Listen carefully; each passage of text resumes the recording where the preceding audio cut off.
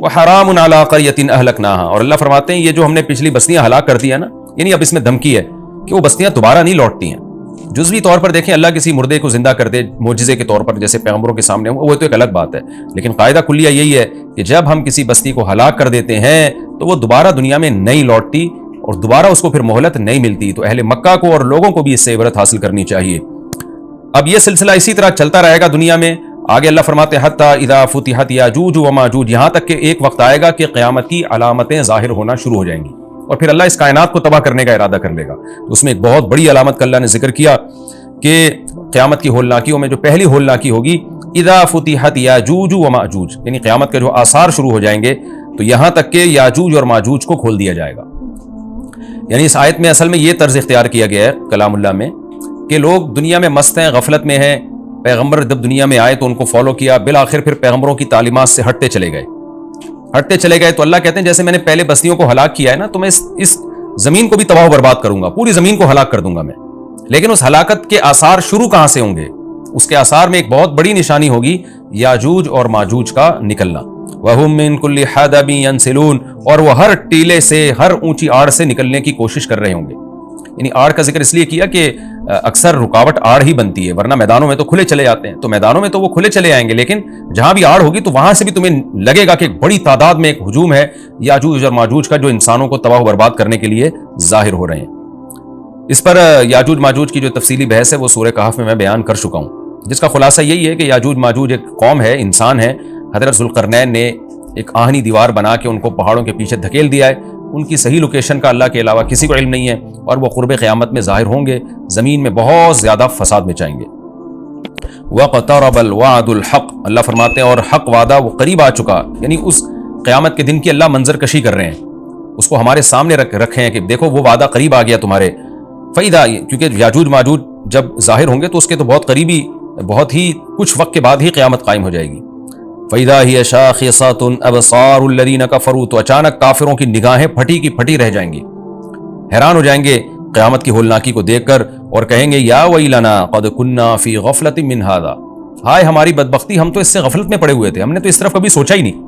آج دیکھ لینا انسان پیغمبروں کی تعلیمات کو تو ویلیو دے ہی نہیں رہا ہے، بس ترقی اور معاشی ترقی اور سائنسی ترقی اور ٹیکنالوجی اور حقوق ایک دوسرے کے اور جانوروں کے حقوق اور گدھے گھوڑوں کے حقوق، اسی پر پوری انسانیت گھوم رہی ہے۔ جس خدا نے پیدا کیا اس کو ڈکشنری سے نکال دیا۔ تو اللہ کہتے ہیں جب قیامت دیکھیں گے نا تو کہیں گے یا ویلنا، ہماری بدبختی، ہم تو اس سے غفلت میں پڑے ہوئے تھے، اس طرف تو ہم نے سوچا ہی نہیں، بل کننا ظالمین، بلکہ کہیں گے ہم تو ظالم تھے، یعنی ہمیں سوچنا چاہیے تھا پھر بھی ہم نے نہیں سوچا۔ انکم وما تعبدون من دون اللہ حصب جہنم، اب چونکہ مشرکین تو مشرک تھے، ان کے ذہن میں سب سے پہلے یہ خیال آتا تھا کہ ٹھیک ہے اگر قیامت قائم ہو گئی تو ہمارے بھگوان اور ہمارے بت ہمیں بچا لیں گے، ان کو اللہ نے الگ سے دھمکی دی ہے، انکم وما تعبدون من دون اللہ حصب جہنم، فرمایا تم اور جو تمہارے معبود ہیں نا جن کی تم عبادت کرتے ہو اللہ کو چھوڑ کر، یہ سارے جہنم کا ایندھن بنیں گے۔ احادیث میں یہ مضمون ہے کہ یہ جو پتھر کے بنے ہوئے بت ہیں نا، اگرچہ ان میں حص نہیں ہوتی لیکن اللہ ان کو بھی مشرکین کے ساتھ آگ میں ڈال دے گا، مشرکین کا غم بڑھانے کے لیے کہ جن معبودوں کو تم سمجھتے تھے کہ سفارش کریں گے آج یہ بھی تمہارے ساتھ جل رہے ہیں اس آگ میں۔ اللہ فرماتے ہیں انتم لہا واردون، تم سب اس میں جاؤ گے، یعنی ان بتوں کی عبادت کرنے والے بھی اور جو بت ہیں وہ بھی۔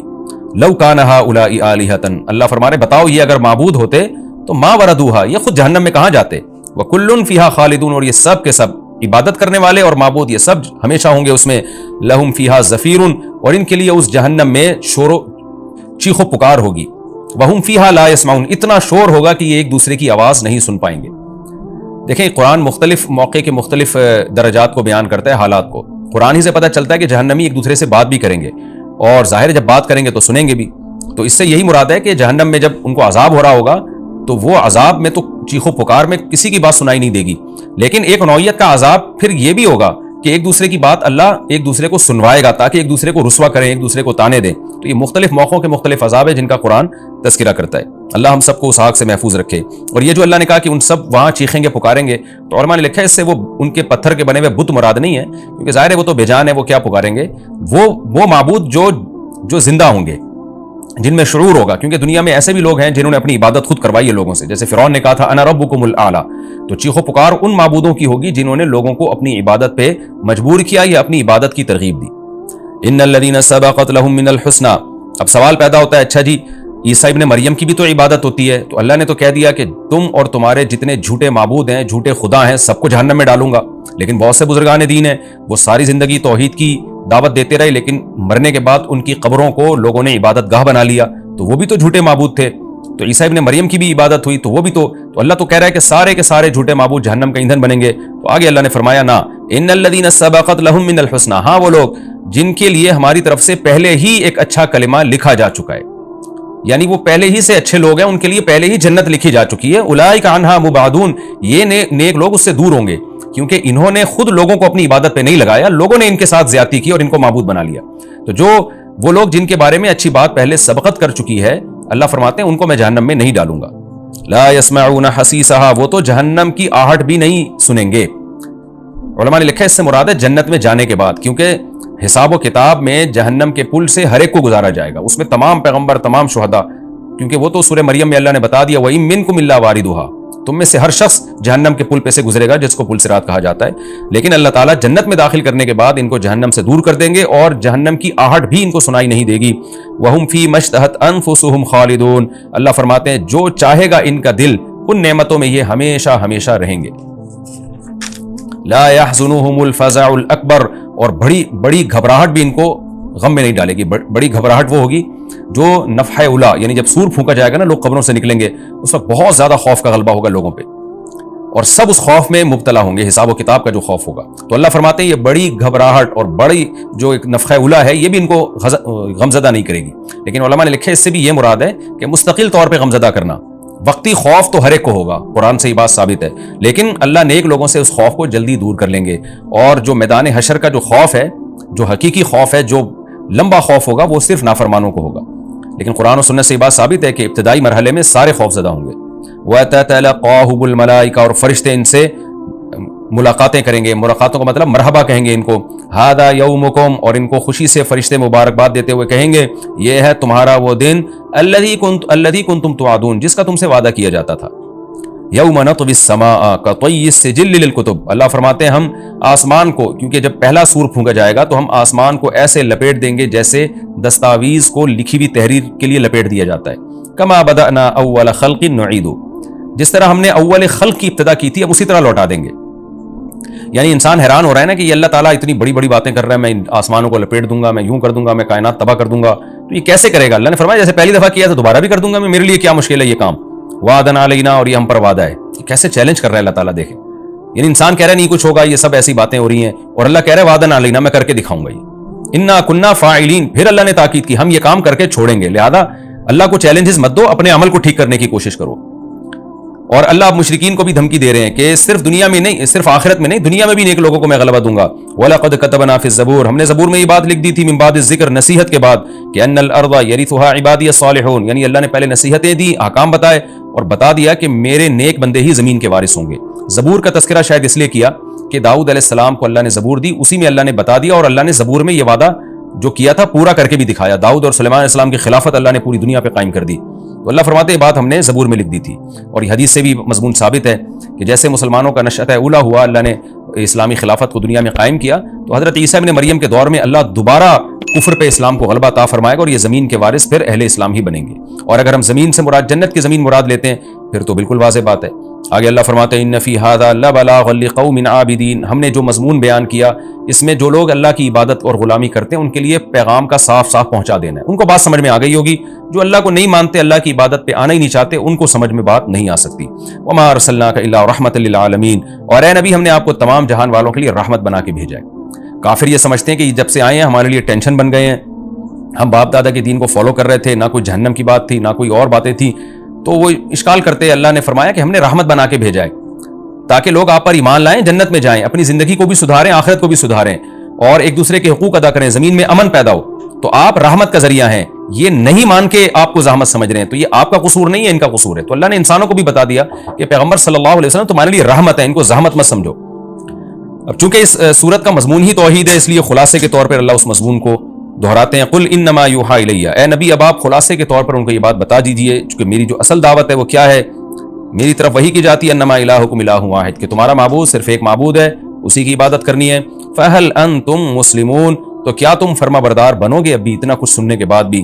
فَإِن تَوَلَّوْا، اے نبی اگر یہ اب بھی آپ کی باتوں سے اعراض کریں، پیٹھ پھیریں، فقل آذنتکم علی سوا، تو کہہ دیجیے میں نے برابر طور پہ تمہیں بتا دیا. یہ برابر کا لفظ کا مطلب ہوتا ہے صاف طور پہ، یہ محاورہ ہے، یعنی اردو میں بھی ہم کہتے ہیں اس طرح کی بات.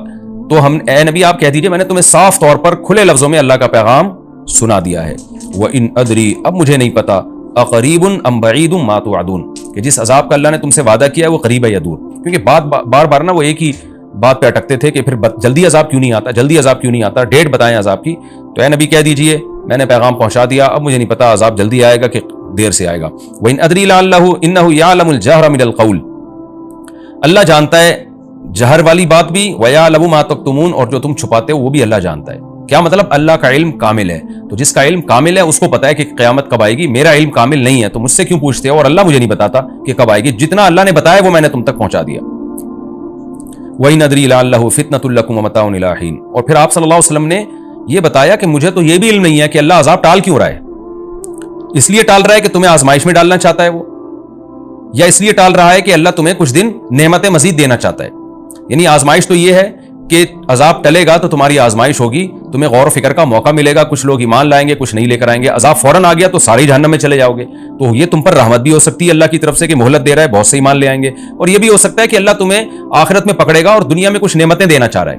یعنی فتنۃ لکم کا مطلب یہ ہوا کہ ہو سکتا ہے آزمائش ہو، کچھ کامیاب ہو جائیں، کچھ ناکام ہو جائیں. اور متاع الی حین کا مطلب یہ ہو سکتا ہے کہ اللہ تمہیں فائدہ پہنچانا چاہ رہا ہے کیونکہ آخرت میں تمہارے لیے عذاب ہے. تو ان دونوں میں کون سا پہلو اللہ کے سامنے ہے؟ نبی فرما رہے ہیں کہ مجھے معلوم نہیں ہے. تو جس سے یہ معلوم نہیں کہ عذاب ٹالنے کی ریزن کیا ہے، وہ عذاب کا ٹائم کیسے بتا سکتا ہے.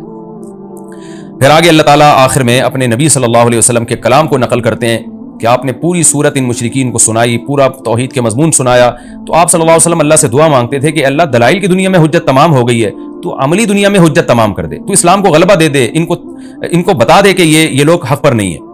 تو اللہ نے نبی کے اس کلام کو ذکر کیا. قال رب احکم بالحق، نبی کہتے ہیں کہ اے اللہ تو حق کے ساتھ فیصلہ کر دے، یعنی پریکٹیکلی عملاً فیصلہ کر دے. اور نبی یہ دعائیں بھی مانگتے ہیں وربنا الرحمن، ہمارا رب رحمان ہے، رحم کرنے والا ہے. المستعان، اسی سے مدد طلب کی جاتی ہے. علی ما تصفون، ان باتوں پر جو تم لوگ کرتے ہو، یعنی تم جو اعتراضات کر کے مجھے تکلیف پہنچا رہے ہو تو میں مدد اللہ ہی سے طلب کرتا ہوں. تو یہ تسلی کے دو جملے ہیں جو اللہ کی طرف سے، کہ باقی اللہ نے عملی فیصلہ کیا، پھر بدر میں کیا، احد میں کیا، اور پھر خندق میں کیا، فتح مکہ میں کیا. لیکن نبی صلی اللہ علیہ وسلم شروع سے ہی یہ دعائیں مانگتے آ رہے تھے. اس میں ہمیں بھی ترغیب ہے کہ جب ہم دعوت کا کام کریں تو اللہ سے یہ دعائیں مانگا کریں کہ اللہ تو حق کا فیصلہ کر اور تجھی سے ہم مدد طلب کریں گے. اور یہ بات آپ مشرکین کو بتا بھی دیں کہ ہم اللہ ہی سے دعا مانگتے ہیں، اور ہم تم جو ہمیں مشکلات میں ڈال رہے ہو، ہم اس میں اللہ سے مدد طلب کرتے ہیں. ظاہر ہے جو اللہ پہ اعتماد کر کے اللہ سے مدد طلب کرے گا تو پلڑا بالآخر اسی کا بھاری رہے گا، فتح اور نصرت اسی کے مقدر میں آئے گی. یہ بھی ہمارا رکوع الحمدللہ کمپلیٹ ہو گیا. اس رکوع میں بھی اللہ نے بہت اہم مضامین کو بیان کیا.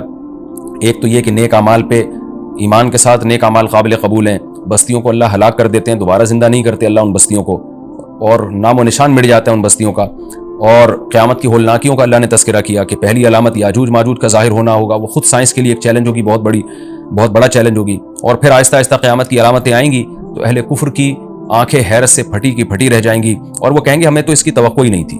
پھر اللہ ان مشرکین اور ان کے معبودوں کو اٹھا کے ان کے ساتھ جہنم کا ایندھن بنائے گا، اور ان معبودوں کو بچا لے گا جن کو ان کی مرضی کے بغیر معبود بنایا گیا، یعنی عیسیٰ ابن مریم اور جو بزرگان دین قبروں میں لوگ ان کی قبروں کی عبادت شروع کر دیتے ہیں. ان کے بارے میں اللہ نے فرمایا کہ وہ جہنم کی آہٹ بھی نہ سنیں گے. اور پھر اللہ تعالیٰ نے بتایا کہ ہم نے زبور میں یہ بات لکھی ہوئی ہے کہ نیک لوگ ہی میری زمین کے وارث بنیں گے. لہذا کفر اس خوش فہمی میں نہ رہے کہ ہم اسلام پہ غالب آ جائیں گے، بالآخر اللہ اہل اسلام کو غلبہ دے گا.